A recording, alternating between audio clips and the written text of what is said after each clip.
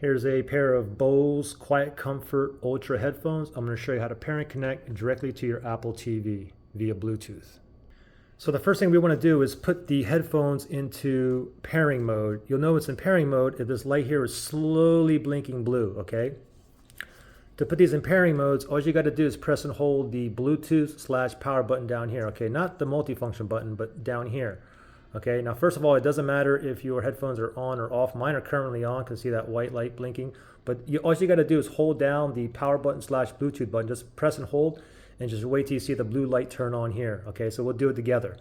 Bluetooth/power button here, ready, set, go. Press and hold.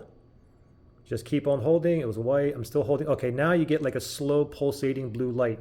Now it's in pairing mode, okay? Now we need to go to our Apple TV. And you want to click on the home button here because we want to go to settings, okay? So we'll go on here. And then from here, just go ahead and look for settings. There's settings right there. Click on OK. And then from here, what you want to do is you want to go down to remotes and accessories. Oh, let me click on that again. Go to remotes and devices right there. Click on OK. And then we're going to go down to Bluetooth. Go down, down, down, down. Bluetooth right there. Click on OK.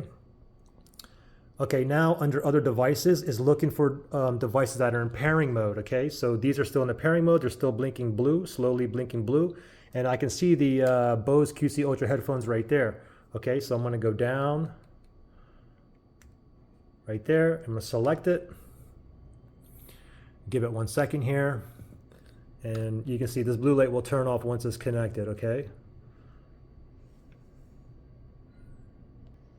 Okay, there we go. And it just says the Bose QC Ultra headphones is connected, and we can see Bose QC Ultra headphones right there. And you can see that it says connected, okay? And the light is currently off. So now we're connected. Now you can watch YouTube or Netflix or whatnot, and all the audio is gonna come out of here.